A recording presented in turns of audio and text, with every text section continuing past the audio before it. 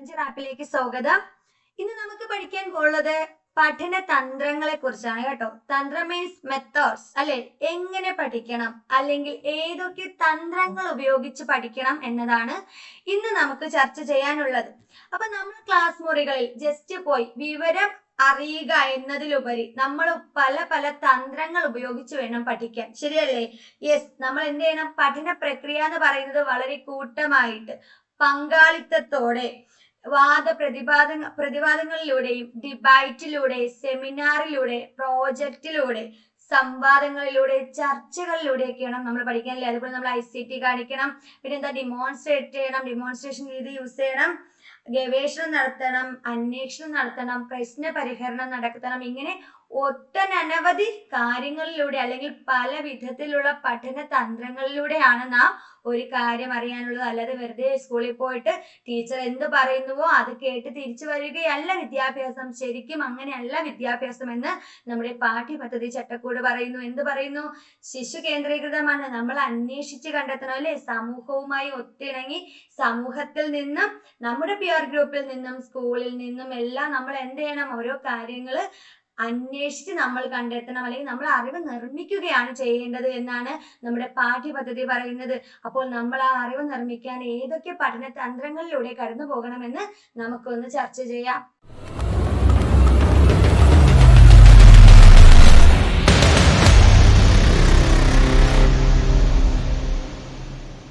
Okay, നമുക്ക് ആറ് തരത്തിലുള്ള പഠന തന്ത്രങ്ങളുണ്ട്. ഇമ്പോർട്ടന്റ് ആയിട്ടും മെയിൻ ആയിട്ടും എത്ര തരത്തിലാണ് പഠന തന്ത്രങ്ങൾ ഉള്ളത്? 6 തരത്തിലാണ്. ഒന്നാമത്തെ പഠനതന്ത്രം എന്ന് പറയുന്നത് സംവാദാത്മക പഠനതന്ത്രമാണ് കേട്ടോ. എന്താണ് സംവാദം? സംവാദം എന്ന് പറഞ്ഞാൽ അറിയാലോ, രണ്ടുപേരും അങ്ങോട്ടും ഇങ്ങോട്ടും ഇരുന്ന് ഓരോ കാര്യങ്ങൾ അവരുടേതായിട്ടുള്ള ആശയങ്ങൾ പറയുന്നു. അതിനെ നമ്മൾ സംവാദാത്മക പഠനതന്ത്രം എന്ന് പറയും. അടുത്ത രണ്ടാമത്തത് ഗവേഷണാത്മകമാണ്, ഗവേഷണത്തിലൂടെ കണ്ടെത്തുന്നു. പിന്നെ നിർമ്മാണാത്മകം, നമ്മൾ നിർമ്മിക്കുന്നു. ഈ രൂപങ്ങളൊക്കെ വരൂലേ മാത്സില്, നമ്മൾ രൂപങ്ങളൊക്കെ ഉണ്ടാക്കുന്നത് നമ്മൾ നിർമ്മിക്കുന്നതാണ്. മാത്സ് മാത്രമല്ല കേട്ടോ, ഓൾക്കാനിക് എറപ്ഷൻ ഒക്കെ നമ്മൾ നിർമ്മിക്കും അല്ലെ. കുത്ബ് മിനാറും താജ്മഹലും ഒക്കെ നമുക്ക് നിർമ്മിക്കാം. അതൊക്കെ എന്താണ്? നിർമ്മാണാത്മക പഠനതന്ത്രമാണ്. സർഗാത്മക പഠനതന്ത്രമുണ്ട്, അതുപോലെ വ്യക്തിഗത പഠനവുമുണ്ട്, സംഘ പഠനതന്ത്രങ്ങളുമുണ്ട്. മെയിൻ ആയിട്ട് നമുക്ക് 6 തരം പഠനതന്ത്രങ്ങളാണുള്ളത്. ഇത് ഓരോന്നും എന്തൊക്കെയാണെന്നാണ് നമ്മൾ വിശദമായിട്ട് നോക്കാൻ പോകുന്നത്. അപ്പൊ നമുക്ക് നോക്കിയാലോ. ഇതൊക്കെ വളരെ തീരെ ചെറിയ കാര്യങ്ങളാണ് കേട്ടോ. നമ്മൾ സ്കൂളിലൊക്കെ കുട്ടികളെ കൊണ്ട് ചെയ്യിപ്പിക്കുന്നതും നമ്മൾ സ്കൂളിൽ പഠിച്ചതുമായിട്ടുള്ള പഠനതന്ത്രങ്ങളാണ്. അപ്പൊ നമുക്ക് ഓരോന്നും എന്തൊക്കെയാണെന്ന് നോക്കാം. ഒന്നാമതായിട്ട് വരുന്നത് സംവാദാത്മക പഠനമാണ് കേട്ടോ. നമ്മൾ എന്താ പറഞ്ഞേ? അങ്ങോട്ടും ഇങ്ങോട്ടും ചർച്ച ചെയ്ത് ഒരു കാര്യം കണ്ടെത്തുന്നു അല്ലെ, ഡിബൈറ്റ് നടത്തുന്നു. യെസ്, അത് തന്നെയാണ് സംവാദാത്മകം എന്ന് പറയുന്നത്. സാധാരണയായിട്ട് ഇത് പ്രൈമറി ക്ലാസ്സുകളിൽ, പ്രൈമറി മീൻസ് ഏതോ 10ാം ക്ലാസ് വരെയുള്ള തലത്തിലാണ് ഈ സംവാദാത്മക പഠനതന്ത്രം നടക്കുന്നത്. അത് 3ആയി തിരിക്കാൻ നമുക്ക്. സംവാദാത്മകത്തിൽ എന്തൊക്കെ ഉണ്ട്? ചർച്ചയുണ്ട്, അതായത് ഡിസ്കഷൻ, ഡിബൈറ്റ് ഉണ്ട്, സംവാദം, സെമിനാർ ഉണ്ട്. സെമിനാർ എന്താ ചെയ്യുന്നത്? നമ്മൾ ഒരു കാര്യം പഠിച്ചിട്ട് വന്ന് എടുക്കുകയല്ലേ ചെയ്യുന്നത്. ഇതല്ല, ഇത് മൂന്നും എന്താണ്? സംവാദാത്മക പഠനതന്ത്രത്തിൽ വരുന്നതാണ്. അപ്പം ഏതൊക്കെയാണ്? പ്രൈമറി ക്ലാസ്സുകളിലാണ് നമ്മൾ സാധാരണ സംവാദാത്മക പഠനതന്ത്രം ഉപയോഗിക്കുന്നത്. ഏതൊക്കെയുണ്ട്? അതിലെ പ്രധാന വകഭേദങ്ങളാണ്. ഒന്ന് ചർച്ച, സംവാദം, സെമിനാർ. അപ്പൊ ഓക്കെ അല്ലേ സംവാദാത്മക പഠനതന്ത്രം എന്ന് പറയുന്നത്? ഇനി ഇത് ഓരോന്നും എന്തൊക്കെയാണെന്ന് നമുക്ക് നോക്കാം. വളരെ തീരെ ചെറിയ കാര്യമാണ്. ചർച്ച എന്തെന്ന് നമുക്കറിയാം അല്ലേ. ഒരു നിശ്ചിത ലക്ഷ്യം നേടുന്നതിന് ആശയങ്ങളും വിവരങ്ങളും മുഖാമുഖം കൈമാറുന്ന പ്രക്രിയ. അപ്പൊ ചർച്ചയ്ക്ക് മിനിമം 2 പേരുണ്ടായിരിക്കണം, ശരിയല്ലേ? 2 പേരില്ലാതെ ഒരിക്കലും ഒരു ചർച്ച സാധ്യമല്ല. അപ്പൊ ഒരു 2 പേര് മുഖാമുഖം ഇരുന്ന് എന്ത് ചെയ്യുന്നു? ഒരു കാര്യത്തിനെ കുറിച്ച് പറയുന്നു. നമ്മളിപ്പം എന്തെങ്കിലും ഒരു ടോപ്പിക്ക് പറഞ്ഞിട്ട് അതിന്റെ മെറിറ്റും ഡിമെറിറ്റും പറയാൻ വേണ്ടി പറയുകയാണെങ്കിൽ, ഈ പശ്ചിമഘട്ടം നാടിന് നല്ലതാണോ, അല്ലെങ്കിൽ പശ്ചിമഘട്ടം ദോഷമാണോ, അല്ലെങ്കിൽ കേരളയിൽ വരുന്നത് നല്ലതാണോ ദോഷമാണോ എന്ന് പറയുകയാണെങ്കിൽ എന്താണ് കസ്തൂരി രംഗ റിപ്പോർട്ടിനെ കുറിച്ച് പറയുമ്പോൾ നമുക്ക് എന്ത് ചെയ്യാം? ഒരാൾ ഗുണത്തിലും ഒരാൾ ദോഷത്തിലും നിന്ന് ചർച്ച ചെയ്യും അല്ലെ. അതിനെക്കുറിച്ച് അങ്ങോട്ടും ഇങ്ങോട്ടും ഒന്നുകിൽ 2 പേര് തമ്മിലോ അല്ലെങ്കിൽ 2 ഗ്രൂപ്പുകൾ തമ്മിലോ എന്ത് ചെയ്യും? ചർച്ച ചെയ്യും. അതിനെയാണ് നമ്മൾ ചർച്ച എന്ന് പറയുന്നത്. ചർച്ചകൾ 2 തരമുണ്ട്. ഒന്ന് ഔപചാരികവുമുണ്ട്, മറ്റേത് അനൗപചാരികവുമുണ്ട്. ഔപചാരികം എന്ന് വെച്ചാൽ ഫോമൽ. എങ്ങനെയാ വരുന്നത്? അതില് സംവാദം, പാനൽ ചർച്ചകൾ, സെമിനാർ, സിംബോസിയം ഒക്കെ ചർച്ചകളാണ്. നമുക്ക് 8 മണിയുടെ ന്യൂസ് കാണാം അല്ലെ. പല തരത്തിലുള്ള ചർച്ചകൾ നമ്മൾ 8 മണിയുടെ ന്യൂസിൽ കാണുന്നുണ്ട്. അതെന്താണ്? അതും ഒരു ഔപചാരിക ചർച്ചയാണ്. ഇനി രണ്ടാമത്തത് അനൗപചാരികം. അനൗപചാരികം എന്ന് വെച്ചാൽ നോൺ ഫോമൽ ആണ്. സാധാരണ നമ്മുടെ ക്ലാസ് മുറികളിൽ നടക്കുന്നത്. നമ്മളൊരു കാര്യം വിവരിക്കൂലേ, വർണ്ണിക്കൂലേ, ആ വക കാര്യങ്ങളൊക്കെയാണ് അനൗപചാരികത്തിൽ വരുന്നത്. ഓക്കെ, ക്ലാസ് മുറിയിലെ പ്രവർത്തനങ്ങൾ അതാണ് അനൗപചാരികത്തിൽ വരുന്നത്. യെസ്, അപ്പൊ നമുക്ക് പറയാം ചർച്ചകൾ 2 തരമുണ്ട്. ഒന്ന് ഔപചാരികവുമുണ്ട്, മറ്റൊന്ന് അനൗപചാരികവുമുണ്ട്. ഔപചാരികം എന്ന് വെച്ചാൽ എന്താണ്? സംവാദം, പാനൽ ചർച്ചകൾ, സെമിനാർ, സിംപോസിയം ഒക്കെ ഔപചാരികത്തിൽ വരുമ്പോൾ നമ്മുടെ ക്ലാസ് മുറികളിൽ നടക്കുന്ന പ്രവർത്തനം നമുക്ക് അനൗപചാരികമായിട്ട് പറയാം. അടുത്ത സംവാദം. എന്താണ് സംവാദം? 2 അതിലധികമോ പഠിതാക്കൾ ഒരു വിഷയത്തെ സംബന്ധിച്ച് വ്യത്യസ്തമായ അഭിപ്രായം അവതരിപ്പിക്കുന്ന ചർച്ചാ രൂപത്തെ നമുക്ക് സംവാദം എന്ന് പറയാം. വളരെ ജനാധിപത്യ സ്വഭാവമുള്ള ആശയവിനിമയ രീതിയാണ് സംവാദം. സംവാദം കുട്ടികളിൽ വിമർശനാത്മക ചിന്തയെ വളർത്തുന്നു. അപ്പൊ ചർച്ച ചെയ്യുക എന്ന് വെച്ചാൽ എന്ത് ചെയ്യുക? ഒരു കാര്യത്തിനെ കുറിച്ച് ആശയങ്ങൾ പറയുക. സംവാദം എന്താണ്? വളരെ ജനാധിപത്യ സ്വഭാവമുള്ള ആശയവിനിമയ രീതിയെയാണ് നമ്മൾ എന്തെന്ന് പറയുന്നത്? സംവാദം എന്ന് പറയുന്നത്, അഥവാ ഡിബേറ്റ് എന്ന് പറയുന്നത്. സെമിനാർ എന്താണ്? മുൻകൂട്ടി നിശ്ചയിച്ച ഒരു വിഷയത്തിൽ ഒന്നോ അതിൽ കൂടുതലോ പഠിതാക്കൾ പ്രബന്ധം തയ്യാറാക്കുകയും ഒരു മോഡറേറ്ററുടെയും മറ്റു സഹപാഠികളുടെയും മുന്നിൽ വിഷയം അവതരിപ്പിക്കുകയും ചെയ്യുന്നു, അല്ലെ? അതായത് നമുക്ക് സെമിനാർ കൊടുക്കും, കുട്ടികൾക്ക് ഒരു ടോപ്പിക് കൊടുത്തിട്ട് അതിനെക്കുറിച്ച് എടുക്കുക. അപ്പൊ ഓൾറെഡി നമുക്കൊരു വിഷയം കിട്ടും. ആ വിഷയത്തിൽ നമ്മൾ സ്വന്തമായിട്ട് പഠിച്ചൊരു റിപ്പോർട്ട് ഉണ്ടാക്കുകയും നമ്മളൊരു മോഡറേറ്റർ മേ ബി സ്കൂളിലാണെങ്കിൽ ടീച്ചറാണ്, അല്ലെ? അല്ലെങ്കിൽ ഒരു ക്ലാസ് ലീഡറിനെ മോഡറേറ്റർ ആക്കാം. അപ്പൊ ആ മോഡറേറ്ററിന്റെ മുന്നിൽ വെച്ച് എന്ത് ചെയ്യുക? മറ്റു സഹപാഠികളുടെയും മുന്നിൽ വെച്ച് നമ്മൾ പഠിച്ച ഒരു പ്രബന്ധം വന്ന് അവതരിപ്പിക്കുക. അതിനെയാണ് നമ്മൾ എന്തെന്ന് പറയുന്നത്? സെമിനാർ എന്ന് പറയുന്നത്. അപ്പൊ ഇത്രയേ ഉള്ളൂ. നമ്മൾ എന്താണ് പഠിച്ചത്? നമ്മുടെ സംവാദാത്മക പഠന തന്ത്രമാണ് പഠിച്ചത്. 1 ചർച്ച വരുന്നുണ്ട്, 2 സംവാദം വരുന്നുണ്ട്, 3 സെമിനാർ വരുന്നുണ്ട്. ഇതെല്ലാം എന്തൊക്കെയാണെന്ന് നിങ്ങൾക്ക് അറിയാം. യെസ്, ഇനി അടുത്ത് നമുക്ക് നോക്കാനുള്ളത് പാനൽ ചർച്ചയാണ്. എന്താണ് പാനൽ ചർച്ച? നമ്മൾ പറഞ്ഞു ഒരു ഔപചാരികമായിട്ടുള്ള ചർച്ചയാണ് പാനൽ ചർച്ച എന്ന് പറഞ്ഞു, അല്ലേ? അപ്പൊ എന്താണ് പാനൽ ചർച്ച? വ്യക്തികളുടെയോ പഠിതാക്കളുടെയോ ഒരു ചെറിയ സംഘം കേൾവിക്കാരുടെ മുന്നിൽ വച്ച് തമ്മിൽ സർഗാത്മകത പുലർത്തിക്കൊണ്ട് ചർച്ച ചെയ്യുന്ന രീതിയെയാണ്. അതായത് വളരെ ക്രിയേറ്റീവ് ആയിട്ട് പറയണം, എന്തെങ്കിലും അല്ല പറയാനുള്ളത്. കുറച്ചധികം വ്യക്തികളുടെയും പഠിതാക്കളുടെയും ഒക്കെ മുന്നിൽ വെച്ച് ചെറിയ സംഘം, ചിലപ്പോൾ ഒരു ഗ്രൂപ്പിൽ ഒരു 4 പേരടങ്ങുന്ന ഗ്രൂപ്പ്, 2 പേര്, അങ്ങനെ 8 പേരടങ്ങുന്ന ഒരു ഗ്രൂപ്പ് എന്ത് ചെയ്യുന്നുണ്ട്? സർഗാത്മകമായി ഒരു കാര്യത്തെ കുറിച്ച് ചർച്ച ചെയ്യുന്ന ആ ഒരു രീതിയെയാണ് നമ്മൾ പാനൽ ചർച്ച, മീൻസ് പാനൽ എന്ന് വെച്ചാൽ ഒരു കൂട്ടം ആൾക്കാർ, അവരൊരു പാനലാണ്, എന്റെ പാനലാണെന്ന് പറയൂലേ, അങ്ങനെ 2 പാനലായിട്ട് നിന്ന് ചർച്ച ചെയ്യുന്നതിനെ നമ്മൾ പാനൽ ചർച്ച എന്ന് പറയും. പ്രശ്നത്തെ കുറിച്ച് വിവിധ വീക്ഷണങ്ങൾ പുലർത്തുന്ന ഒരു ചെറിയ സംഘത്തെ വേണം പാനൽ ചർച്ചയ്ക്ക് വേണ്ടി തിരഞ്ഞെടുക്കുക. അപ്പൊ ആരെങ്കിലും പാനൽ ചർച്ചയ്ക്ക് തിരഞ്ഞെടുക്കാൻ പാടില്ല. ആ ഒരു പ്രശ്നത്തിനെ കുറിച്ച് വളരെ വീക്ഷണമുള്ള, നന്നായിട്ട് അറിവുള്ള, നോളജ് ഉള്ള ഒരാളെയാണ് ആൾക്കാരെയാണ് നമ്മൾ എന്ത് ചെയ്യാനുള്ളത്? പാനൽ ചർച്ചയ്ക്ക് വേണ്ടി സെലക്ട് ചെയ്യാനുള്ളത്. പാനൽ ചർച്ചയിൽ ആരൊക്കെ ഉണ്ട്? ഒരു മോഡറേറ്റർ ഉണ്ട്. പാനൽ ചർച്ചയിൽ ആരൊക്കെ ഉണ്ട്? ഒന്നാമതായിട്ട് ഒരു മോഡറേറ്റർ ഉണ്ട്. രണ്ടാമതായിട്ട് മോഡറേറ്ററിനെ നമ്മൾ അല്ലെങ്കിൽ അധ്യക്ഷൻ എന്ന് പറയും കേട്ടോ. ആരൊക്കെ എന്തൊക്കെ പറയണമെന്ന് നമ്മൾ തീരുമാനിക്കുന്നത് നമ്മുടെ മോഡറേറ്റർ ആണ്. അതുപോലെ ആ പാനലിലുള്ള അംഗങ്ങളുണ്ട്. ഇപ്പം പാനൽ ചർച്ചയിൽ ഒരു പാനലിൽ ഒരു 4-5 അംഗങ്ങൾ ഉണ്ടാവും, അല്ലേ? അപ്പൊ അത് പാനൽ ചർച്ചയിൽ ഉൾപ്പെടുന്നവരാണ്. അതുപോലെ തന്നെ എന്തുണ്ടായിരിക്കും? കേൾവിക്കാരും ഉണ്ടായിരിക്കും. അപ്പോൾ മോഡറേറ്റർ ഉണ്ടായിരിക്കും, പിന്നെ ആ പാനലിലെ അംഗങ്ങൾ ഉണ്ടായിരിക്കും, കേൾവിക്കാരുണ്ടായിരിക്കും. ഇതിൽ മോഡറേറ്റർ എന്താണ് ചെയ്യുന്നത്? പാനൽ ചർച്ചയ്ക്ക് പറ്റിയ അംഗങ്ങളെ തിരഞ്ഞെടുത്ത് ചർച്ചയുടെ ഗതി നിയന്ത്രിക്കുക എന്നുള്ളവയൊക്കെയാണ് മോഡറേറ്റർ ചെയ്യുന്നത്. അപ്പൊ എന്താണ് നമ്മൾ ഇനി കുറച്ച് ആൾക്കാർ പാനൽ ചർച്ചയ്ക്ക് അനുയോജ്യമായിട്ടുള്ള അറിവുള്ള ആൾക്കാരെ തിരഞ്ഞെടുക്കണം. അതുപോലെ തന്നെ ചർച്ചയുടെ ഗതി, അവർ തമ്മിൽ വഴക്കാവുമ്പോൾ അല്ലെങ്കിൽ ഒരു പ്രശ്നത്തിലോട്ട് പോകുമ്പോഴോ അല്ലെങ്കിൽ എല്ലാവർക്കും പറയാൻ അവസരം കൊടുക്കണം, അല്ലെ? അപ്പൊ പാനൽ ചർച്ചയിൽ ഒരാൾ മാത്രം പറഞ്ഞിട്ട് കാര്യമില്ല, എല്ലാവരും പറയണം. അപ്പൊ ആരൊക്കെ എപ്പോഴൊക്കെ പറയണം, എന്തൊക്കെ പറയണം, എവിടെ വരെ പറയണം എന്നൊക്കെ ഉള്ള ആ ഒരു ചർച്ചയുടെ ഗതി നിയന്ത്രിക്കുന്നത് ആരാണ്? നമ്മുടെ മോഡറേറ്റർ ആണ്. അതുപോലെ തന്നെ അതിന്റെ സുഗമമായ നടത്തിപ്പിന് മോഡറേറ്റർ എന്ത് ചെയ്യുന്നു? ഹെൽപ്പ് ചെയ്യുന്നു. ഇനി പാനലിലെ മറ്റംഗങ്ങൾ എന്താ ചെയ്യുന്നേ? അംഗങ്ങൾ ഭാഷാ പ്രയോഗശേഷിയുള്ളവരും പരിപാടിയിൽ തൽപരരുമായിരിക്കണം കേട്ടോ. ആ അംഗങ്ങളെ ആരെങ്കിലും അല്ല നമ്മൾ തിരഞ്ഞെടുക്കാനുള്ളത്. ഒരു പ്രോബ്ലം അല്ലെങ്കിൽ ഒരു ചർച്ചയിൽ ഒരു കാര്യം പറയുമ്പോൾ ആ ചർച്ചയെ കുറിച്ച് അറിവുള്ളവരും ഇൻട്രസ്റ്റ് ഉള്ളവരെയുമാണ് നമ്മൾ പാനലിൽ ചർച്ചയ്ക്കുള്ള അംഗങ്ങളായിട്ട് സെലക്ട് ചെയ്യാനുള്ളത്. അവർ എന്ത് ചെയ്യും? അവരുടേതായിട്ടുള്ള അഭിപ്രായങ്ങൾ ഈ ചർച്ചയിൽ പങ്കുവയ്ക്കുന്നു. ഓക്കെ, അതുപോലെ തന്നെ മെയിൻ ആയിട്ടുള്ള ഒരു ക്വാളിറ്റി എന്തെന്ന് വെച്ചാൽ ഈ പാനലിലെ അംഗങ്ങൾക്ക് മറ്റുള്ളവർ പറയുന്ന കാര്യങ്ങൾ അംഗീകരിക്കാനുള്ള ഒരു മനസ്സുണ്ടായിരിക്കണം. അപ്പൊ താൻ പറയുന്നത് മാത്രമാണ് ശരി എന്നുള്ള ഒരു കാഴ്ചപ്പാടല്ല ഒരു പാനലിലെ അംഗത്തിന് വേണ്ടത്. നമ്മൾ പറയുന്നതിനോടൊപ്പം അയാൾ നല്ല കേൾവിക്കാരനായിരിക്കണം, മറ്റുള്ളവരുടെ വീക്ഷണങ്ങളും മാനിക്കാനുള്ള ഒരു കഴിവുള്ള ആളായിരിക്കണം ആ പാനലിലെ അംഗങ്ങൾ എന്ന് പറയുന്നത്. ഓക്കെ, അടുത്ത കേൾവിക്കാർക്ക് എന്ന് വെച്ചാൽ അറിയാലോ, വ്യത്യസ്തമായിട്ടുള്ള പശ്ചാത്തലത്തിൽ നിന്ന് വരുന്ന ആൾക്കാരെയാണ് നമ്മൾ കേൾവിക്കാരെന്ന് പറയുന്നത്. അവരെന്താണ് നമ്മൾ പാനൽ ചർച്ചയ്ക്ക് കേൾക്കാൻ വേണ്ടി അല്ലെങ്കിൽ അതിനെക്കുറിച്ച് കാര്യങ്ങൾ മനസ്സിലാക്കാൻ വേണ്ടി അല്ലെങ്കിൽ ഒരു കൺക്ലൂഷൻ നടത്താൻ വേണ്ടി കേൾവിക്കാര് നമ്മുടെ ആ പാനൽ ചർച്ചയിൽ ഉൾപ്പെടുന്നുണ്ട്. അപ്പൊ അത്രയേ ഉള്ളൂ പാനൽ ചർച്ച. മോഡറേറ്റർ വേണം, പാനലിൽ അംഗങ്ങൾ ഉണ്ടായിരിക്കണം, കേൾവിക്കാർ വേണം. അടുത്ത അനൗപചാരിക ചർച്ചകളാണ്. നമ്മൾ പറഞ്ഞില്ലേ സ്കൂളിൽ നടക്കുന്ന അല്ലെങ്കിൽ ക്ലാസ് മുറികളിൽ നടക്കുന്ന ചർച്ചകൾ അനൗപചാരികമാണ്. ഒന്ന് വിവരണം അറിയാലേ, ഒരു കാര്യം തന്നിട്ട് വിവരിക്കുക, ഒരു പടം തന്നിട്ട് അല്ലെങ്കിൽ ഒരു ചെടിയെ കാണിച്ചിട്ട് മലയെ കാണിച്ചിട്ട് കുട്ടികളോട് വിവരണക്കുറിപ്പ് എഴുതാൻ പറഞ്ഞാൽ കുട്ടി എന്ത് ചെയ്യും? വിവരിച്ചെഴുതും. അതെന്ന് പറയുന്നത് എന്താണ്? അതൊരു അനൗപചാരിക ചർച്ചയാണ്. അതുപോലെ ഒരു കാര്യം നമ്മൾ വിശദീകരിച്ച് പറയണമെങ്കിൽ അധ്യാപകനും കുട്ടികളിൽ തമ്മിൽ ഒരു വിശദീകരണം ഉണ്ടാവും. അതിന് നമുക്ക് വിശദീകരണ ചർച്ച എന്ന് പറയാം. പിന്നെ വർണ്ണിച്ച് പറയുന്നത് വർണ്ണനമാണ്. വിശദാവതരണമുണ്ട്, അതുപോലെ പുനരവലോകനമുണ്ട്. എന്താണ് പുനരവലോകനം അഥവാ റിവ്യൂ എന്ന് പറയുന്നത്? ഏതെങ്കിലും പാഠഭാഗത്തിന്റെ പ്രാഥമിക പഠനത്തിന് ശേഷം അതിനെ വീണ്ടും പരിശോധിക്കുന്ന മാനസിക പ്രക്രിയയാണ്. അപ്പൊ നമ്മൾ ടീച്ചർ എന്ത് ചെയ്യുന്നുണ്ട്? ഒരു കാര്യം പറഞ്ഞു കൊടുക്കുന്നു, എന്നിട്ട് കുട്ടികൾക്കെല്ലാം മനസ്സിലാകാൻ അറിയണ്ടേ? അപ്പൊ ടീച്ചർ എന്ത് ചെയ്യും? വീണ്ടും അതൊന്നും കൂടി പറയുന്നു. അപ്പം കുട്ടികളും സജീവ പങ്കാളികളാകുന്നു. അങ്ങനെയുള്ള ചർച്ചയെ നമ്മൾ എന്തെന്ന് പറയും? പുനരവലോകനം അഥവാ റിവ്യൂ എന്ന് പറയും. ഓക്കെ, അപ്പൊ ഇത്രയാണ് പ്രധാനമായിട്ടും ക്ലാസ് മുറികളിൽ നടക്കുന്ന അനൗപചാരിക ചർച്ചകൾ. അതിനെക്കുറിച്ച് ഡീറ്റെയിൽ ആയിട്ടൊന്നും പറയേണ്ട ആവശ്യമില്ല. നിങ്ങൾക്ക് എല്ലാവർക്കും അത് ഓരോന്നും എന്താണെന്ന് കൃത്യമായിട്ട് അറിയാം. യെസ്, അപ്പൊ നമ്മുടെ ആദ്യത്തെ സംവാദാത്മക ചർച്ച കഴിഞ്ഞു. ഒന്നാമത്തെ പഠനതന്ത്രം കഴിഞ്ഞു കേട്ടോ.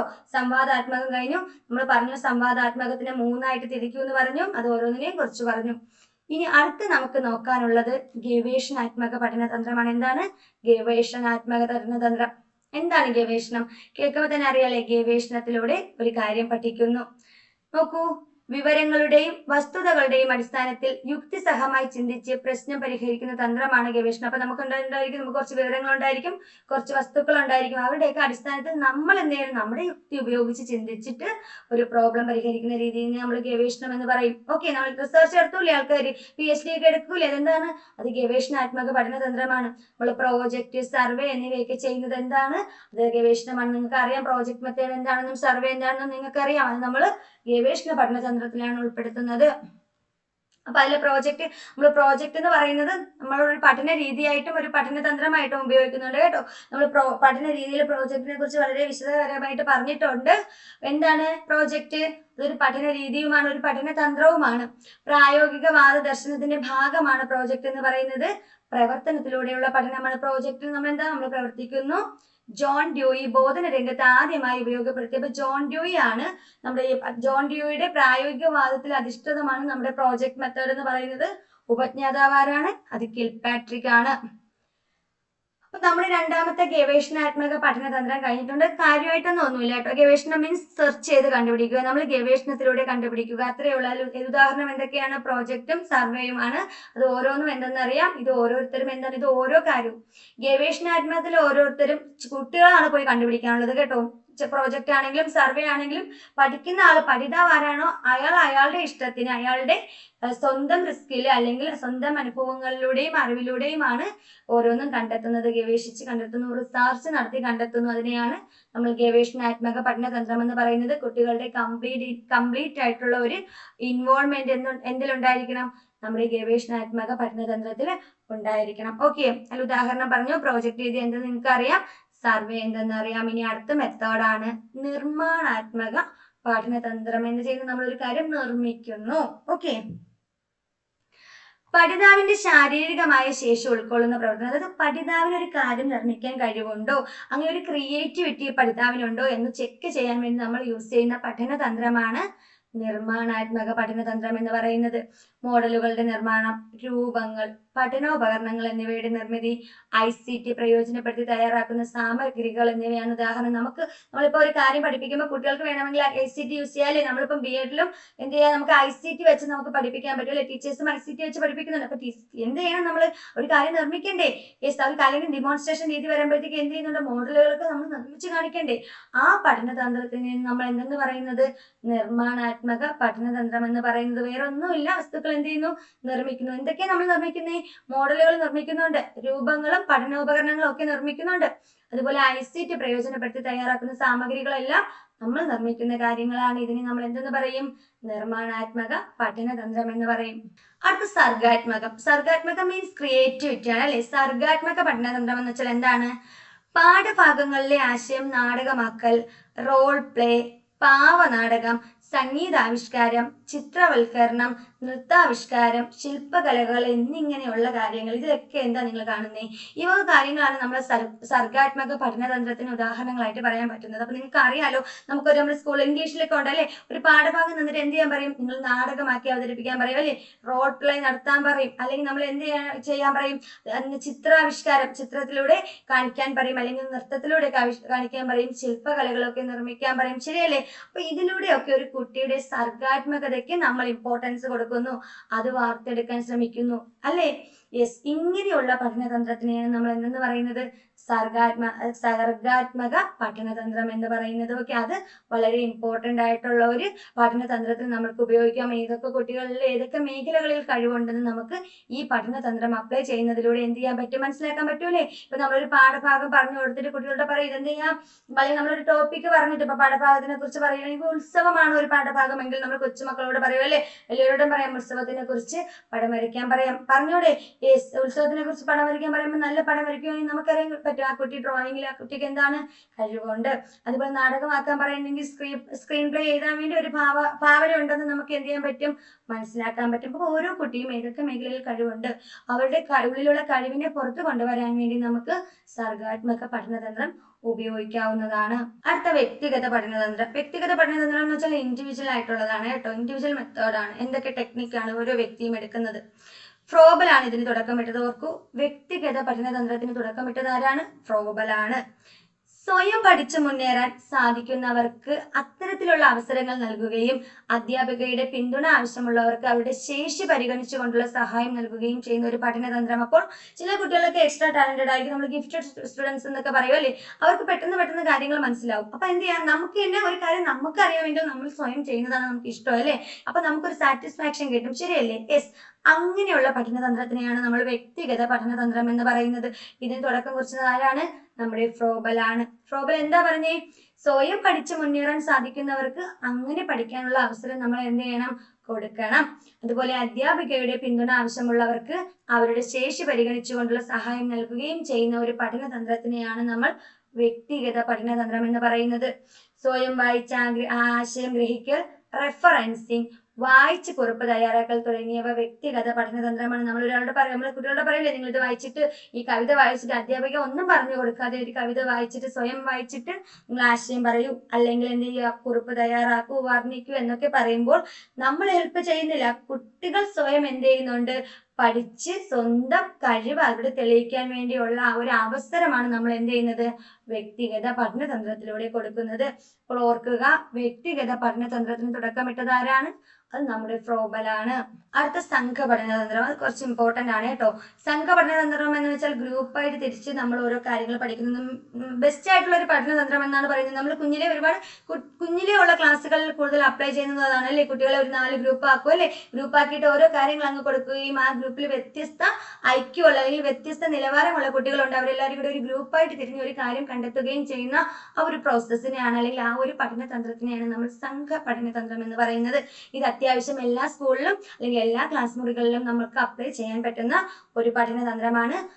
വളരെ ഇമ്പോർട്ടന്റ് ആയിട്ടുള്ള ഒരു പഠനതന്ത്രമാണ്. ഓക്കെ, അപ്പൊ സംഘപഠനതന്ത്രത്തിനെ നമുക്ക് 3ആയിട്ട് തിരിക്കാം. ഒന്നാമത്തത് സമസംഘ പഠനം അഥവാ പിയർ ലേണിംഗ്. പിയർ ഗ്രൂപ്പുകാർ തിരുന്നുള്ള ഒരുമിച്ചുള്ള പഠനത്തിനെയാണ് നമ്മൾ പിയർ ലേണിംഗ് എന്ന് പറയുന്നത്. രണ്ടാമത്തത് സഹകരണാത്മക പഠനം അഥവാ കോഓപ്പറേറ്റീവ് ലേണിംഗ്. മൂന്നാമത് വരുന്നത് സഹവർത്തിത്വ പഠനം അഥവാ കൊളാബറേറ്റീവ് ലേണിംഗ്. അത് മാറിപ്പോവരുത്, നമുക്കത് ഓരോന്നും എന്തൊക്കെയാന്ന് വളരെ വ്യക്തമായിട്ട് നോക്കാം. അപ്പൊ സംഘപഠനതന്ത്രം എത്ര തരമുണ്ട്? അത് 3 തരമുണ്ട്. ഏതൊക്കെയാണ്? ഒന്ന് സമസംഘപഠനം, നിങ്ങൾ മലയാളം തന്നെ പഠിക്കുക. ഒന്നാമത്തത് സമസംഘപഠനമാണ്. രണ്ടാമത്തത് സഹകരണം എന്ന് കേൾക്കുമ്പോൾ അറിയില്ലേ, കോപ്പറേറ്റീവ് ആണ്. സഹകരണ ബാങ്കുകൾക്ക് കോപ്പറേറ്റീവ് ബാങ്ക്സ് എന്ന് പറയുന്നത് അല്ലേ. യെസ്, അപ്പൊ സഹകരണാത്മക പഠനം എന്ന് വെച്ചാൽ കോപ്പറേറ്റീവ് ആണ്. അതുപോലെ സഹവർത്തിത്വം എന്ന് വെച്ചാൽ എന്താണ്? അത് കൊളാബറേറ്റീവ് ആണ്. മലയാളം പഠിക്കുക. ഇനി ഓരോന്നും എന്തൊക്കെയാണെന്ന് നമുക്ക് നോക്കാം. ഒന്നാമത്തത് സമസംഘ പഠനം. എന്താണ് സമസംഘ പഠനം? എന്താണ് സമസംഘ പഠനം എന്ന് പറയുന്നത്? സമാന താല്പര്യമുള്ള 2 പഠിതാക്കളുടെ സംഘം അവർ ഒരു നിശ്ചിത പഠന ലക്ഷ്യം നേടുന്നതിന് വേണ്ടി പരസ്പരം ചർച്ചകളിലൂടെയും സംവാദങ്ങളിലൂടെയും പഠിക്കുന്ന ഒരു പ്രോസസ്സിനെയാണ് നമ്മൾ എന്തെന്ന് പറയുന്നത്? സമസംഘ പഠനം എന്ന് പറയുന്നത് വേറെ ഒന്നുമില്ല, ഒരേപോലെ ഉള്ളപ്പോൾ ഒരു കാര്യത്തിൽ പഠിക്കുകയാണ്. ഇപ്പൊ നിങ്ങൾ എന്നെ ഇപ്പൊ LP UP പഠിക്കണമെന്ന് വിചാരിച്ചോ, നിങ്ങൾക്ക് നിങ്ങളുടെ ലക്ഷ്യം എന്താണ്? സെയിം ലക്ഷ്യമല്ലേ, ഒരു നിശ്ചിത ലക്ഷ്യം, LP UP പാസ്സാവുക. അപ്പൊ നിങ്ങൾ ഒറ്റയ്ക്ക് പഠിക്കുന്നതിനേക്കാളും 2 പേര് തമ്മിൽ അങ്ങോട്ടും ഇങ്ങോട്ടും പറഞ്ഞ് പരസ്പരം കണ്ടെത്തി പഠിക്കുമ്പോൾ അത് കുറച്ചും കൂടി ഇഫക്റ്റീവ് ആണ്. അതിനെയാണ് നമ്മൾ എന്തെന്ന് പറയുന്നത്? സമസംഘ പഠനം എന്ന് പറയുന്നത്. ഓക്കെ, അടുത്തത് സഹകരണാത്മക പഠനമാണ് അഥവാ കോഓപ്പറേറ്റീവ് പഠനം. എന്താണ് കോഓപ്പറേറ്റീവ് അഥവാ സഹകരണാത്മക പഠനം എന്ന് വെച്ചാൽ? സഹകരണാത്മക പഠനം ക്ലാസ് മുറിയിൽ അക്കാദമികവും സാമൂഹികവുമായ അനുഭവങ്ങൾ പങ്കുവയ്ക്കുന്ന ഒരു പഠന സംവിധാനമാണ്. ഓർക്കുക, എന്താണ്? ക്ലാസ് മുറിയിൽ അക്കാദമികമായിട്ടും സാമൂഹികമായിട്ടുമുള്ള അനുഭവങ്ങൾ പങ്കുവയ്ക്കുന്ന ഒരു പഠന സംവിധാനത്തെയാണ് നമുക്ക് എന്തെന്ന് പറയാൻ പറ്റുന്നത്? സഹകരണാത്മക പഠനതന്ത്രം എന്ന് പറയാൻ പറ്റുന്നത്. വ്യത്യസ്ത നിലവാരക്കായ കുട്ടികളുടെ ചെറു സംഘങ്ങളിൽ ലഭിക്കുന്ന വൈവിധ്യമാർന്ന പഠനാനുഭവങ്ങൾ അവരുടെ ധാരണകളും ശേഷികളും വികസിപ്പിക്കുന്നതിന് സഹായിക്കുന്നു. അപ്പൊ നമ്മൾ ക്ലാസ്സിൽ സ്കൂൾ ഗ്രൂപ്പ് തിരിച്ച് കുട്ടികളെ ഒരു കാര്യം പറയാൻ വേണ്ടി പറയൂലേ? ഗ്രൂപ്പ് തിരിച്ച് കുട്ടികൾക്ക് ഓരോ ടോപ്പിക്, ഓരോ ടാസ്ക് കൊടുക്കൂലേ? അപ്പോൾ അവർ പഠിക്കുന്നതിന് നമുക്ക് സഹകരണാത്മക പഠനം എന്ന് പറയാം. ഇവിടെ വ്യത്യസ്ത നിലവാരക്കായിട്ടുള്ള കുട്ടികളല്ലേ? എല്ലാ കുട്ടികൾക്കും ഒരേ നിലവാരമാണോ? അല്ല. വ്യത്യസ്ത നിലവാരമുള്ള കുട്ടികളെ നമ്മൾ എന്ത് ചെയ്യുന്നുണ്ട്? ഒരു ചെറു സംഘങ്ങളാക്കിയിട്ട് അവരെ പഠിക്കാൻ അനുവദിക്കുന്നത് അല്ലെങ്കിൽ പഠിക്കാനുള്ള അവസരം കൊടുക്കുന്നതിനെയാണ് നമ്മൾ സഹകരണാത്മക പഠനം എന്ന് പറയുന്നത്. അപ്പോൾ എന്താണ് സഹവർത്തിത്വ പഠനം? 2 അതിലധികമോ അംഗങ്ങളുള്ള ഒരു സംഘം, അതൊരൊറ്റ സംഘമാണ് കേട്ടോ. ഒരു പ്രശ്നം പരിഹരിക്കുന്നതിനോ അല്ലെങ്കിൽ ഒരു പ്രവർത്തനം പൂർത്തിയാക്കുന്നതിനോ ഒരു ഉൽപ്പന്നം സൃഷ്ടിക്കുന്നതിനോ ഉള്ള ശ്രമത്തിൽ ഉൾച്ചേർന്ന് പ്രവർത്തിക്കുന്ന പഠനത്തിന് നമുക്ക് എന്തെന്ന് പറയാം? സഹവർത്തിത്വ പഠനം. അത് ഫോർ എക്സാമ്പിൾ നമ്മളെ വള്ളംകളിയില്ലേ? വള്ളംകളിയിൽ എല്ലാ ആൾക്കാരും എന്ത് ചെയ്യുന്നുണ്ട്? കുറച്ച് 2 അതിലധികമോ അംഗങ്ങളുള്ള ഒരു സംഘമല്ലേ? അതിന്റെ പ്രശ്നം എന്താ പരിഹരിക്കുന്നത്? വള്ളം ഫസ്റ്റ് കിട്ടുക. ഫസ്റ്റ് കിട്ടാൻ വേണ്ടി എന്ത് ചെയ്യുന്നുണ്ട്? പൂർത്തിയാക്കുന്നതിനോ അല്ലെങ്കിൽ ഒന്നുകിൽ ഒരു പ്രവർത്തനം പൂർത്തിയാക്കുക, എന്താണ്? വള്ളം എത്തിക്കുക, അല്ലെങ്കിൽ ഒരു ഉൽപ്പന്നം ഉണ്ടാക്കുന്നതിന്. ഒരു ഉൽപ്പന്നം ഉണ്ടാക്കാൻ വേണ്ടി നമ്മൾ റിസർച്ച് ഒക്കെ നടത്തൂലേ? ഒരു ഗ്രൂപ്പ്, ഒരു 4-5 ആൾക്കാരുള്ള ഒരു ഗ്രൂപ്പിനെ അല്ലേ നമ്മൾ ഒരു ഉൽപ്പന്നം ഉണ്ടാക്കാൻ വേണ്ടി ആക്കുന്നത്. അപ്പൊ അവര് തമ്മിലുള്ള ഒരു പ്രവർത്തനമില്ലേ, അതിനെയാണ് നമ്മൾ സഹവർത്തിത്വ പഠനം അഥവാ കൊളാബറേറ്റീവ് ലേണിംഗ് എന്ന് പറയുന്നത്. ഓക്കെ അല്ലേ? അപ്പൊ 2 അതിലധികമോ അംഗങ്ങളുള്ള ഒരു സംഘം ഒരു പ്രശ്നം പരിഹരിക്കുന്നതിന്, ഒരൊറ്റ പ്രശ്നം പരിഹരിക്കുന്നതിന് വേണ്ടി എന്താവും? ഗ്രൂപ്പായിട്ട് നിന്നിട്ട് എന്ത് ചെയ്യും? അത് സക്സസ് ആക്കി കൊണ്ടുവരും, അല്ലെങ്കിൽ ആ പ്രവർത്തനത്തിൽ പങ്കെടുക്കുന്ന ആ ഒരു പ്രോസസ്സിനെയാണ് നമ്മൾ സഹവർത്തിത്വ പഠനം എന്ന് പറയുന്നത്. വ്യക്തിഗത പഠനത്തെക്കാൾ ഈ പഠനത്തിലൂടെ ആർജിക്കുന്ന വിവരം പഠിതാവിൽ ദീർഘകാലം നിലനിൽക്കുന്നു. ഇനി നോക്കാം, നമുക്കിത് ഓരോന്നും തമ്മിലുള്ള വ്യത്യാസം ഒരു മൊത്തത്തിലുള്ള ഒരു ഒറ്റ ഫോൾഡറിൽ നോക്കാം എന്തൊക്കെയാണെന്ന്. നോക്കൂ, എന്താണ് സഹകരണാത്മക പഠനം എന്ന് പറയുന്നത്? ഒരു പ്രവർത്തനത്തിന്റെ ഭാഗമായി ചെറിയ സംഘങ്ങളിൽ ഒരുമിച്ച് പ്രവർത്തിക്കുന്നതിനെയാണ് നമ്മൾ എന്തെന്ന് പറയുന്നത്? സഹകരണാത്മക പഠനം എന്ന് പറയുന്നത്. എന്നാൽ സഹവർത്തിത്വ പഠനം എന്താണ്? ഒരു സംഘം പഠിതാക്കൾ ഒത്തൊരുമിച്ച് ഒരു ലക്ഷ്യത്തിനായി പ്രവർത്തിക്കുന്നു. ഓക്കെ, ഒരു സംഘം പഠിതാക്കൾ ഒരുമിച്ച് ചേർന്ന് ഒരൊറ്റ ലക്ഷ്യത്തിനായിട്ട് പ്രവർത്തിക്കുകയാണെങ്കിൽ അത് സഹവർത്തിത്വ പഠനമാണ്. എന്നാൽ ഒരു പ്രവർത്തനത്തിന്റെ ഭാഗമായി ചെറിയ ചെറിയ സംഘങ്ങളിൽ ഒരുമിച്ച് പ്രവർത്തിക്കുന്നുണ്ടെങ്കിൽ അതെന്താണ്? അത് സഹകരണമാണ്. ഓക്കെ, അപ്പൊ സഹവർത്തിത്വം സഹകരണം മനസ്സിലായല്ലോ. സഹവർത്തിത്വം പറയുമ്പോൾ നമ്മൾ വള്ളംകളി ഓർത്താൽ മതി. അവരെ ഒരുമിച്ച് നിന്ന് എന്താണ്? ഒരൊറ്റ ലക്ഷ്യത്തിന് വേണ്ടി പ്രവർത്തിക്കുകയല്ലേ ചെയ്യുന്നത്? അവിടെ സഹവർത്തിത്വമാണ് നടക്കുന്നത്. ഇനി രണ്ടാമത്തത് വരുമ്പോഴത്തേക്കും കുട്ടികളെ ചെറു സംഘങ്ങളാക്കുന്നത് നമുക്ക് സഹകരണാത്മക പഠനം. ക്ലാസ് റൂമിൽ നടക്കുന്നതല്ലേ കുട്ടികളെ ചെറു സംഘങ്ങളായിട്ട് ഒരു കാര്യം എന്തെങ്കിലും വർക്ക് കൊടുക്കുകയാണെങ്കിൽ ചെയ്യാൻ പറയുന്നത്? അത് സഹകരണമാണ്. ഇനി സംഘം ഒരു പൊതു ലക്ഷ്യത്തിനായിട്ട് പ്രവർത്തിക്കുന്നത്, അതായത് ഒരു സഹകരണത്തിൽ നമ്മൾ കുട്ടികളെ ഗ്രൂപ്പുകളായിട്ട് തിരിക്കുന്നു. സഹവർത്തിത്വം വരുമ്പോൾ എന്താണ്? ഒരു ചെറിയ സംഘം ഒരു പൊതു ലക്ഷ്യത്തിനായിട്ട് ഒരുമിച്ച് പ്രവർത്തിക്കുന്നതാണ് സഹവർത്തിത്വം. അടുത്ത സഹകരണാത്മക പഠനം എന്താണ്? പഠനാശയത്തെക്കുറിച്ചും പ്രവർത്തന ഘട്ടങ്ങളെക്കുറിച്ചും എല്ലാവർക്കും ഒരുപോലെ ധാരണ ഉണ്ടാകും അല്ലെ?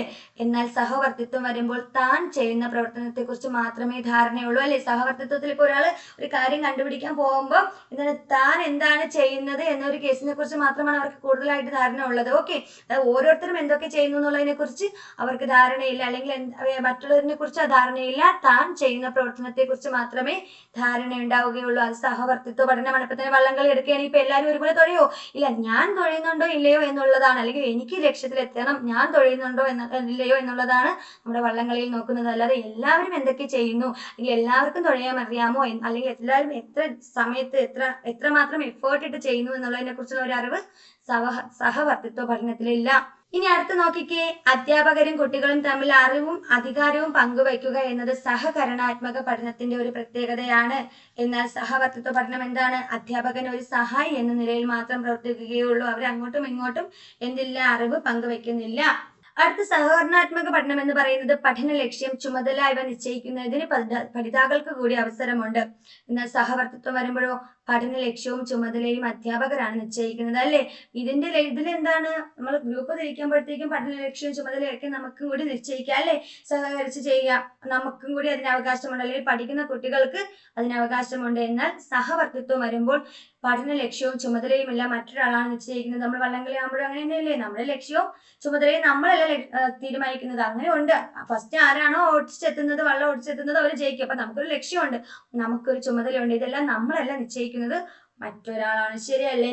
യെസ്, ഇതാണ് സഹകരണാത്മക പഠനവും സഹവർത്തിത്വ പഠനവും തമ്മിലുള്ള വ്യത്യാസം. ഇമ്പോർട്ടന്റ് ആയിട്ട് ഓർത്തിരിക്കുക. ഇതുപോലെ നമ്മൾ പഠന രീതിയിൽ പഠിച്ചായിരുന്നു അല്ലേ, ആഗമന രീതിയും നിഗമന രീതിയും തമ്മിലുള്ള വ്യത്യാസം പഠിച്ചു, അതും ഇമ്പോർട്ടന്റ് ആണ്. അതുപോലെ പഠനതന്ത്രത്തിൽ വരുമ്പോൾ സഹകരണാത്മക പഠനവും സഹവർത്തിത്വ പഠനവും ഇമ്പോർട്ടന്റ് ആണ്. സോ ഇത് രണ്ടും നിങ്ങൾ വളരെ വൃത്തിയായിട്ട് തന്നെ ഭംഗിയായിട്ട് തന്നെ പഠിച്ചേക്കുക. ഓക്കെ, അപ്പൊ നമുക്ക് അടുത്തത് നോക്കാം. അടുത്തത് എന്താണ്? Brain storming. എന്താണ് ബ്രെയിൻ സ്റ്റോമിംഗ്? ഇപ്പോൾ പറയൂ പിന്നെ ചിന്തിക്കൂ എന്ന പ്രയോഗവുമായി ബന്ധപ്പെട്ടിരിക്കുന്ന ഒരു തന്ത്രമാണ് ബ്രെയിൻ സ്റ്റോമിംഗ്. ബ്രെയിൻ സ്റ്റോമിംഗ് എന്ന് വെച്ചാൽ നമ്മൾ ബുദ്ധി ആലോചിച്ചുകൊണ്ട്, നമ്മൾ ആശയങ്ങൾ എടുത്തുകൊണ്ട് നമ്മൾ എന്ത് ചെയ്യുന്നു, പഠിക്കുന്നു. നമ്മൾ ചിന്തിച്ച് പഠിക്കുന്നു. ഒരു കാര്യങ്ങൾ ഇങ്ങനെ മൈൻഡിൽ നമ്മൾ കാണാതെ പഠിക്കുന്നു എന്നൊക്കെ പറയൂലേ. നമ്മളൊരു കാര്യം നോക്കിയിട്ട് എന്ത് ചെയ്യുന്നുണ്ട്, നമ്മൾ ചിന്തിച്ച് കാണാതെ പഠിക്കുന്ന ആ ഒരു തന്നെയാണ് നമ്മൾ ബ്രെയിൻ സ്റ്റോമിംഗ് എന്ന് പറയുന്നത്. ഒരു സംഘത്തെ കൂട്ടായ സർഗചിന്തനത്തിലേക്ക് നയിക്കുന്ന ഒരു തരം ചർച്ചയാണ് ബ്രെയിൻ സ്റ്റോമിംഗ് എന്ന് പറയുന്നത്. എന്താണ്? ഒരു സംഘത്തെ എന്ത് ചെയ്യുന്നുണ്ട്, ഒരു കൂട്ടായ സർഗചിന്തനത്തിലേക്ക് നയിക്കുന്ന ചർച്ചയെ നമുക്ക് എന്തെന്ന് പറയാം? ബ്രെയിൻ സ്റ്റോമിംഗ് എന്ന് പറയാം. അടുത്തത് ബസ് സെക്ഷൻ ആണ്. അടുത്തത് എന്താണ്? Bus section. എന്താണ് ബസ് സെക്ഷൻ എന്ന് പറഞ്ഞാൽ, ഒരു നിശ്ചിത സമയത്തേക്ക്, ഒരു കുഞ്ഞു സമയത്തേക്ക്, ഒരു പെർട്ടിക്കുലർ ടൈമിലേക്ക് കുട്ടികളെ ചെറിയ സംഘങ്ങളായിട്ട് തിരിക്കുകയും നിർദ്ദിഷ്ടമായ ഒരു പ്രശ്നത്തെയോ പ്രതികരണത്തെയോ പറ്റി ചർച്ച ചെയ്യാൻ അവരോട് ആവശ്യപ്പെടുകയും ചെയ്യുന്ന ഒരു പ്രോസസ്സിനെയാണ് ബസ് സെക്ഷൻ എന്ന് പറയുന്നത്. ഇടവേളകളിൽ അല്ലെങ്കിൽ എന്തെങ്കിലും പഠിക്കാൻ ഉള്ളപ്പോഴും നമുക്ക് സ്കൂളിൽ ക്ലാസ് മുറികളിൽ അപ്ലൈ ചെയ്യാൻ പറ്റുന്ന നല്ലൊരു സെക്ഷനാണ് ഈ ബസ് സെക്ഷൻ എന്ന് പറയുന്നത്. കുറച്ച് സമയത്തേക്ക്, ഒരുപാട് സമയത്തേക്ക് എന്നല്ല, കുറച്ച് സമയത്തേക്ക് അവർക്ക് ഒരു കളികളിലൂടെ കുട്ടികൾ പഠിക്കണമെന്നല്ലേ പറഞ്ഞത്. അപ്പൊ നമുക്ക് എന്ത് ചെയ്യാം, സ്കൂളുകളിൽ ബസ് സെക്ഷൻ അവതരിപ്പിക്കാം, അല്ലെങ്കിൽ അങ്ങനെ ഒരു ആശയം കൊണ്ടുവരാം. എന്നിട്ട് എന്ത് ചെയ്യാം, കുട്ടികളെ ഒരു ചെറിയ സംഘങ്ങളായിട്ട് പറഞ്ഞിട്ട് ഒരു ക്വസ്റ്റ്യൻ ഇടുകയും അതിനെക്കുറിച്ച് ചർച്ച ചെയ്യാൻ പറയുകയും ചെയ്യുമ്പോൾ കുട്ടികൾക്ക് കുറച്ചും കൂടി ഒരു ഇൻട്രസ്റ്റ് ഉണ്ടായിരിക്കും പഠിക്കാൻ. ശരിയല്ലേ? യെസ്, അതാണ് ബസ് സെക്ഷൻ എന്ന് പറയുന്നത്.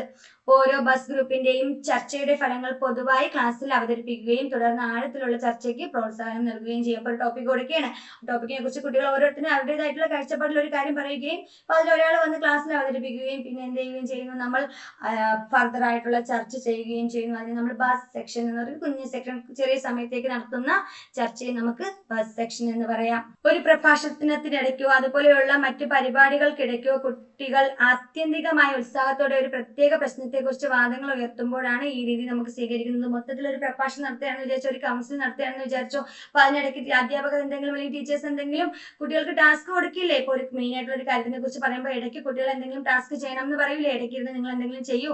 പെട്ടെന്ന് കുട്ടികൾ എന്ത് ചെയ്യുന്നുണ്ട്, ഗ്രൂപ്പ് തിരിച്ച് ഒരു പ്രഭാഷണത്തിന് ഇടയ്ക്ക് അവരെ കൊണ്ട് വർക്ക് ചെയ്യിപ്പിക്കുന്ന ആ ഒരു രീതിയാണ് നമ്മൾ ബസ് സെക്ഷൻ എന്ന് പറയുന്നത്. ഓക്കെ, അടുത്ത സിമുലേഷൻ. ഇതൊരു പുതിയ വേർഡാണ് കേട്ടോ, ഒരു പുതിയ സമീപനമാണ് നമ്മുടെ വിദ്യാഭ്യാസ രംഗത്തെ അല്ലെങ്കിൽ പഠനതന്ത്രത്തിലെ ഒരു പുതിയൊരു സമീപനമാണ് നമ്മുടെ സിമുലേഷൻ എന്ന് പറയുന്നത്. എന്താണ് സിമുലേഷൻ? യഥാർത്ഥ സന്ദർഭങ്ങൾക്ക് സമാനമായി കൃത്രിമമായി സൃഷ്ടിച്ച സാഹചര്യങ്ങളിൽ ഒരു പ്രശ്നമോ സംഭവമോ ആയി അവതരിപ്പിക്കുന്ന തന്ത്രത്തിനെ നമുക്ക് സിമുലേഷൻ എന്ന് പറയും. എന്താണ്? യഥാർത്ഥ സംഭവങ്ങൾക്ക് അതേപോലെ നമ്മൾ കൃത്രിമമായി സൃഷ്ടിക്കും. ആ സാഹചര്യങ്ങളിൽ ഒരു പ്രശ്നമോ സംഭവമോ ആയി അവതരിപ്പിക്കുന്ന തന്ത്രമാണ് സിമുലേഷൻ എന്ന് പറയുന്നത്. അധ്യാപക പരിശീലനത്തിൽ നൈപുണ്യം വികസിപ്പിക്കുന്നതിന് വേണ്ടി നടത്തുന്ന മൈക്രോ ടീച്ചിങ് സിമുലേഷൻ വകഭേദമായി നമുക്ക് കണക്കാക്കാം. അപ്പൊ നമ്മൾ എന്ത് ചെയ്യുന്നുണ്ട്, മൈക്രോ ടീച്ചിങ് എന്ന് പറയുന്ന ഒരു പ്രോസസ്സ് നടത്തുന്നുണ്ടല്ലേ. നമ്മൾ അധ്യാപക പരിശീലനത്തിൽ നമുക്ക് എത്രത്തോളം അതിൽ നമുക്ക് നൈപുണ്യം ഉണ്ടെങ്കിൽ നമ്മൾ എത്രത്തോളം അതിൽ ഓക്കെ ആണ് എന്ന് ചെക്ക് ചെയ്യാൻ വേണ്ടി നമ്മൾ എന്ത് ചെയ്യുന്നുണ്ട്, മൈക്രോ ടീച്ചിങ് നടത്തുന്നുണ്ട്. അതിനുശേഷമാണ് നമ്മൾ സ്കൂളിൽ പോയി കുട്ടികളെ പഠിപ്പിക്കുന്നത് അല്ലേ. അതിന് മുന്നേ എന്ത് ചെയ്യും, കുട്ടികളെ കൊണ്ടുവന്നിട്ട് നമ്മൾ എന്ത് ചെയ്യും, ഒന്നുകൂടി ഡെമോ നോക്കും അല്ലേ, അത് ഓക്കെ ആണോ, നമ്മൾ സ്കൂളിൽ പോവുകയാണെങ്കിൽ നമുക്ക് ബെസ്റ്റ് ആയിട്ട് പഠിപ്പിക്കാൻ പറ്റുമോ, നമ്മൾ എന്തെങ്കിലും അഡ്വാൻസ്ഡ് ആയിട്ട് ചെയ്യണമോ എന്ന് നോക്കാൻ വേണ്ടി, അല്ലെങ്കിൽ നമുക്ക് എല്ലാം ഉള്ള നമ്മുടെ മെത്തഡോളജി എല്ലാം കറക്റ്റ് ആണോ, നമുക്ക് എല്ലാ സ്കിൽസും ഉണ്ടോ, നമുക്ക് ബ്ലാക്ക് ബോർഡ് സ്കിൽസ് ഉണ്ടോ, നമുക്ക് എക്സ്പ്ലനേഷൻ സ്കിൽസ് ഉണ്ടോ, നമുക്ക് റീഇൻഫോഴ്സ്മെന്റ് സ്കിൽസ് ഉണ്ടോ എന്നൊക്കെ നോക്കാൻ വേണ്ടി എന്ത് ചെയ്യും, മുന്നേ സ്കൂളിൽ പോയി ടീച്ചിങ് പ്രാക്ടീസ് നടത്തുന്നതിന് മുന്നേ എന്ത് ചെയ്യും, നമുക്കൊരു മൈക്രോ ടീച്ചിങ് എന്ന് പറയുന്ന സെക്ഷൻ തരത്തിലൂടെ യെസ് അതിനെയാണ് നമ്മൾ എന്തെന്ന് പറയുന്നത് സിമുലേഷൻ എന്ന് പറയുന്നത്. അപ്പൊ യഥാർത്ഥ സംഭവം തന്നെയല്ലേ വീണ്ടും നമ്മൾ റീക്രിയേറ്റ് ചെയ്യുന്നത്. സ്കൂളിൽ പോയി കുട്ടികളുടെ മുന്നിൽ പഠിപ്പിക്കാനുള്ള അതേ സിറ്റുവേഷൻ ആണ് റീക്രിയേറ്റ് ചെയ്യുന്നത് അല്ലേ. അപ്പൊ നമ്മൾ എന്നിട്ട് പക്ഷേ നമ്മൾ കൃത്രിമമായിട്ടാണ് അത് സൃഷ്ടിച്ചത്. സ്കൂളിൽ പോകുന്നില്ല, നമ്മൾ അടുത്തേക്ക് കൊണ്ടുവരികയാണ് ചെയ്യുന്നത്. എന്നിട്ട് എന്ത് ചെയ്യുന്നു, നമ്മൾ അതുപോലെ ക്ലാസ് എടുക്കുന്നു. എന്നിട്ട് നമ്മൾ ഓക്കെ ആണോ എന്നുള്ള കാര്യത്തിൽ ഒരു തിരിച്ചറിവ് കിട്ടാൻ നമ്മളെ സഹായിക്കുന്നു. അതിനെയാണ് നമ്മൾ എന്തെന്ന് പറയുന്നത് സിമുലേഷൻ എന്ന് പറയുന്നത്. അടുത്തത് എന്താണ്, സാമൂഹ്യശാസ്ത്ര അധ്യാപകൻ പഠിപ്പിക്കുമ്പോൾ പൊതു തിരഞ്ഞെടുപ്പ്, കോടതി രംഗങ്ങൾ, ഗ്രാമസഭ തുടങ്ങിയവ കൃത്രിമമായി സൃഷ്ടിക്കുകയും അതുവഴി ഇവയുടെ പ്രവർത്തന രീതി പഠിതാക്കളെ പഠിപ്പിക്കാനാവുകയും ചെയ്യുന്നുണ്ട്. ശരിയല്ലേ. നമുക്ക് SS ബെസ്റ്റ് ആയിട്ട് ഒരു കാര്യം പറയാം. ഇപ്പൊ നമ്മൾ എന്താ കോടതികളെ കുറിച്ച് പറയുകയാണെന്ന് വിചാരിച്ചു, അല്ലെങ്കിൽ ഗ്രാമസഭയെ കുറിച്ച് പറയുകയാണെന്ന് വിചാരിച്ചു, അധ്യാപകൻ എന്ത് ചെയ്യാം, കുട്ടികളെ തന്നെ ഗ്രാമസഭയാക്കാം അല്ലെ. അല്ലെങ്കിൽ അങ്ങനെ ഒരു രംഗം കൃത്രിമമായി സൃഷ്ടിക്കുകയും അവിടെ നടക്കുന്ന പ്രവർത്തനങ്ങൾ കണ്ട് അവിടെയുള്ള യഥാർത്ഥ കോടതിയിലും അല്ലാതെ ഗ്രാമസഭയിലും നിയമസഭയിലും ഒക്കെയുള്ള കാര്യങ്ങൾ എന്താണെന്നുള്ള കേസിനെ കുറിച്ച് ഒരു അവയർനെസ് നമുക്ക് എന്ത് ചെയ്യാം, കൊടുക്കാൻ വേണ്ടി, കുട്ടികൾക്ക് കൊടുക്കാൻ വേണ്ടി പറ്റും. അതിനെ നമ്മൾ കൃത്രിമമായല്ലേ അത് സൃഷ്ടിച്ചത്. യെസ് അതിനെയാണ് നമ്മൾ എന്തെന്ന് പറയുന്നത് സിമുലേഷൻ എന്ന് പറയുന്നത്. ഇതും മികച്ച ഒരു പഠന തന്ത്രമായിട്ട് കണക്കാക്കാം. അടുത്ത സിമ്പോസിയം. എന്താണ് സിമ്പോസിയം? നിങ്ങൾ ഓർക്കുക, ബ്രെയിൻ സ്റ്റോമിംഗ് പഠിച്ചു, സിമുലേഷൻ പഠിച്ചു. ഇനി അടുത്ത് നമ്മൾ നോക്കാൻ പോകുന്നത് സിമ്പോസിയം ആണ്. ഒരു അധ്യായത്തിന്റെ വിവിധ വശങ്ങൾക്ക് ഊന്നൽ നൽകിക്കൊണ്ട് പല പ്രാസംഗികർ സംസാരിക്കുന്ന രീതിയിലുള്ള ഒരു തരം ചർച്ചയാണ് സിമ്പോസിയം. അപ്പം സെയിം ആണ്. വിവിധ വശങ്ങൾക്ക് ഒരു അധ്യായം ഒരു ടോപ്പിക് വരികയാണെങ്കിൽ അതിന്റെ വിവിധ വശങ്ങൾക്ക് ഊന്നൽ നൽകിക്കൊണ്ട് പല ആൾക്കാർ വന്ന് സംസാരിക്കുന്നു, അവരുടെ അഭിപ്രായങ്ങൾ പല പേര് വന്ന് സംസാരിക്കുന്ന ആ ഒരു രീതിയെ നമുക്ക് എന്തെന്ന് പറയാം, സിമ്പോസിയം എന്ന് പറയാം. ഒരൊറ്റ സെക്ഷനിൽ തന്നെ പ്രശ്നത്തിന്റെ വിവിധ വശങ്ങൾ അവതരിപ്പിക്കുകയോ ഒരു കേന്ദ്ര പ്രമേയത്തെ വിവിധ വീക്ഷണകോണിലൂടെ പരിശോധിക്കുകയോ വേണ്ടി വരുമ്പോഴാണ് സിമ്പോസിയം എന്ന രീതി നമുക്ക് എന്ത് ചെയ്യാൻ പറ്റുന്നത്, സംഘടിപ്പിക്കാനായിട്ട് പറ്റുന്നത്. സിമ്പോസിയത്തിൽ എന്തൊക്കെയുണ്ട്? സിമ്പോസിയത്തിൽ പ്രമേയമുണ്ട്, പ്രഭാഷകനുണ്ട്, അധ്യക്ഷനുണ്ട്, പിന്നെ ഒരു സദസ്സുണ്ട്. അപ്പൊ നമ്മുടെ സിമ്പോസിയത്തിൽ എന്തൊക്കെയാണുള്ളത്? പ്രമേയമുണ്ട്, പ്രഭാഷകനുണ്ട്, അധ്യക്ഷനുണ്ട്, സദസ്സുണ്ട്. ഓക്കെ. എന്താണ് പ്രമേയം? നമ്മൾ എന്തിനെ ആസ്പദമാക്കിയാണ് അല്ലെങ്കിൽ ഏത് പാഠഭാഗത്തെ ആസ്പദമാക്കിയാണോ നമുക്ക് അഭിപ്രായങ്ങൾ പറയാനുള്ളത് അതിനെ നമ്മൾ പ്രമേയം എന്ന് പറയും. ഓക്കെ. നമുക്ക് എന്തിനെ കുറിച്ചാണോ ചർച്ച ചെയ്യേണ്ടത് അതാണ് നമ്മുടെ പ്രമേയം എന്ന് പറയുന്നത്. ഇനി നമുക്ക് പറയാനുള്ള ആ ചർച്ച അല്ലെങ്കിൽ ആ പാഠഭാഗത്തെ കുറിച്ചുള്ള വീക്ഷണങ്ങൾ വളരെ വ്യക്തമായും ചുരുക്കിയും അവതരിപ്പിക്കാനുള്ള ചുമതല ആർക്കാണ്? പ്രഭാഷകനാണ്. അപ്പൊ നമ്മളൊരു പ്രമേയമുണ്ട്, ആ പ്രമേയത്തിനെ കുറിച്ചുള്ള വീക്ഷണങ്ങൾ വളരെ വ്യക്തമായും ചുരുക്കിയും പറയുന്നവൻ ആരാണോ അല്ലെങ്കിൽ പറയുക എന്നതാണ് നമ്മുടെ പ്രഭാഷകന്റെ ധർമ്മം എന്ന് പറയുന്നത്. ഇനി ആരാണ് അധ്യക്ഷൻ? അധ്യക്ഷൻ എന്ന് പറയുന്നത് നമ്മുടെ ഈ സിമ്പോസിയമില്ലേ അതിനെ നിയന്ത്രിക്കാൻ ചുമതലയുള്ള ആൾ ആരാണോ അയാളെയാണ് അധ്യക്ഷൻ എന്ന് പറയുന്നത്. നമുക്ക് നമ്മുടെ സിമ്പോസിയത്തിനെ നിയന്ത്രിക്കാനും അതുപോലെ തന്നെ അതിനെ നടത്താനുമുള്ള ചുമതലയുള്ള ആളെ നമ്മൾ അധ്യക്ഷൻ എന്ന് പറയും.